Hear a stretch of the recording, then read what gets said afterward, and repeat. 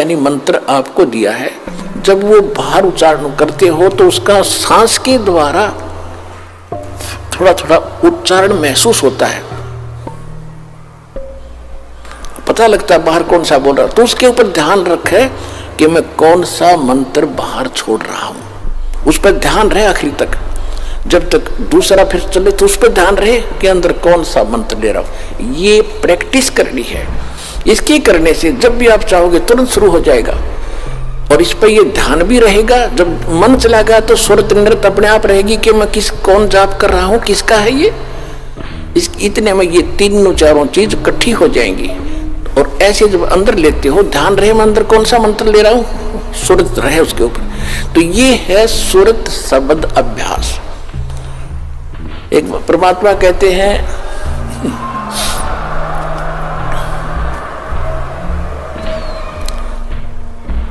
एक डाल पे दो पक्षी बैठे, एक गुरु एक चेला रे, चेला तो चंचल है भाई, गुरु निरंतर खेला रे। फिर परमात्मा उत्तर देते हैं कि इस पद का वो भेद बताओ, कौन गुरु कौन चेला रे। और फिर आपे उत्तर दे रहे हैं, कह कबीर सुनो भाई साधो, शब्द गुरु चित चेला रे, शब्द गुरु चित चेला रे। है गुरु कौन है चेला, एक डाल पर दो पक्षी बैठे, एक गुरु एक चेला रे। यानी इस पर शरीर के अंदर आत्मा भी है, मन भी है। और यहां बताते हैं कि जब गुरुजी ने आपको मंत्र दे दिया तो इस मन को इस पे लगा, चित्त को इस शब्द पर, तब वो गुरु के द्वारा दिया गया तेरा जो मंत्र है वो इस मन का गुरु बना दे। शब्द गुरु चित चेला रे, जो नाम गुरु जी ने दे दिया उसमें केवल वही ध्यान रहे, वो कौन सा मंत्र में जाप कर रहा हूं, और मन को उसके जोड़ दे। तो ये है सुरत शब्द अभ्यास। यो एक बार आपने मंत्र इस ढंग से कर दिया, घना बड़ा नहीं है तो समझाने के लिए इतना विस्तार लगा है, सिर्फ इतना है, श्वास बाहर छोड़ा, कौन सा मंत्र जाप कर रहा हूं, बस अंदर कौन सा ले रहा हूं, अपने आप ध्यान गया तो सुरत नृत्य अपने आप आ गई इसके ऊपर। ये एक मंत्र बन गया आपका अनमोल, आपके खजाने। इतनी कीमत है, और आप तो दिन में पता नहीं 1000 करो, 2000 करो, 500 करो लगे ही रहते हो। और कितनी कीमत हो जाएगी आपके पास, कितना धन होगा उस मालिक के दरबार में जाने का। कहते सत्य नाम, वैसे वाणी में गरीबदास जी ने स्पष्ट नाम लिखा है।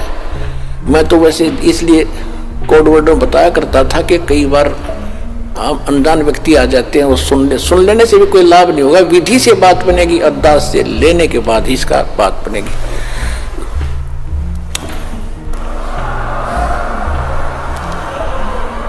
गरीबदास जी ने लिखा है, ओम सोहम पालड़ रंग होरी हो। मैं उसको सतनाम कह देता हूं कोड वर्ड और बनाने के लिए।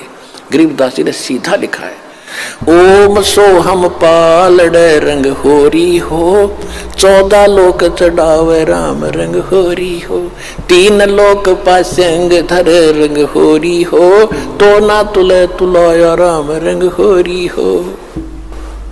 पृथ्वी लोक, स्वर्ग लोक और पाताल लोक, इन तीनों की कीमत रख दे एक तरफ। इनकी तो गिनती भी नहीं है, 3 लोक, इनकी तो गिनती नहीं। ये कितनी कीमत है, जैसे एक छोटी सी स्टेट का कोई मंत्री बन जाता है, हो फूला नहीं समाता, पता नहीं क्या पा गया, मुख्यमंत्री बन गया, और 5 साल के बाद मुंह लटका के फिर बैठ जाएगा गोड्डा में सरदर के। राजा लोग भी हुए थे, पूरी पृथ्वी के शासक हो गए, अंत में गधे बने और यहीं छोड़कर चले गए। कहते परमा, और यह स्वर्ग के इंद्र का होता है, स्वर्ग का राजा, वो भी गधा बनता है अपना पूरा समय करके। परमात्मा कहते ये तो हमारे सौदे में नहीं, जिनको तुम बड़ी महिमा मानते हो, राजा बन गया, मंत्री बन गया, मुख्यमंत्री बन गया, तो बच्चे खेल रहे हैं खिलौनों से।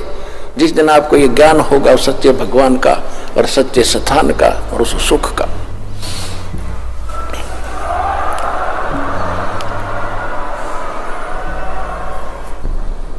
तो क्या बताते हैं परमात्मा के 14 लोक चढ़ावे, विष्णु का लोक, शिव जी का लोक, विष्णु जी का लोक, शंकर जी का लोक, दुर्गा का लोक, धर्मराज का लोक, ब्रह्मलोक के अंदर वहां जो काल का स्थान है, और ये 88,000 खेड़े उसमें, और गोलोक वगैरह, ये 14 लोक बनते हैं। कहते इन 14 लोक की कीमत रख दे, यानी पूरे ब्रह्मांड में रख दे एक तरफ, और ये 3 लोक पृथ्वी स्वर्ग पाताल, ये तो पासंग, इनका ये तो सौदे में नहीं इतनी कीमत है इसे एक मंत्र की। पासंग किसे कहते थे? क्योंकि आजकल बच्चे उस व्यवहार से निकल चुके हैं। पहले दास का जन्म था किसान परिवार में, जाट परिवार। हमारे पिताजी के पास ये सेठ लोग, बनिए लोग गेहूं, बाजरा, ज्वार, गुड़ ये खरीदने आते थे।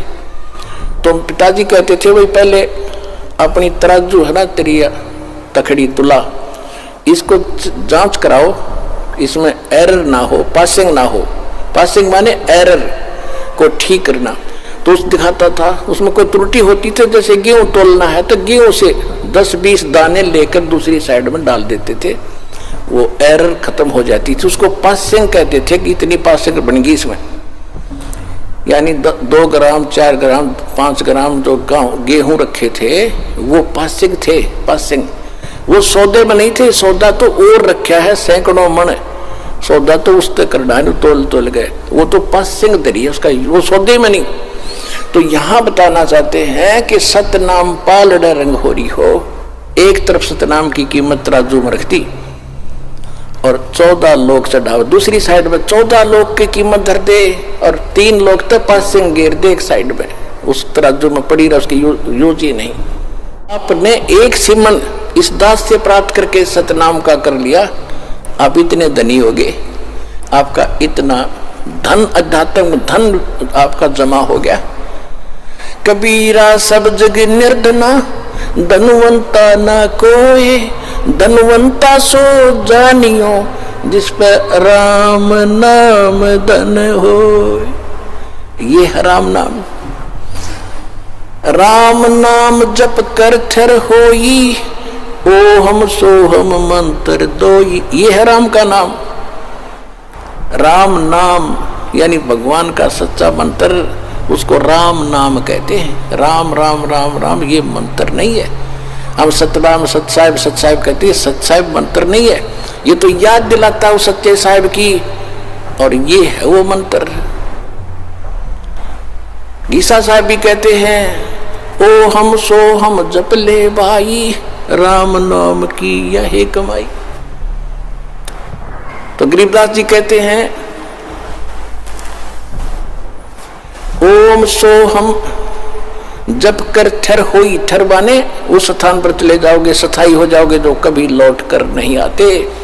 और ओम सोहम मंत्र राम ना, ओम सोहम मंत्र दोई, ओम सोहम मंत्र दोई, यही 2 मंत्र हैं। राम नाम जप कर ठर होई, ये है राम का नाम जो जाप करना है।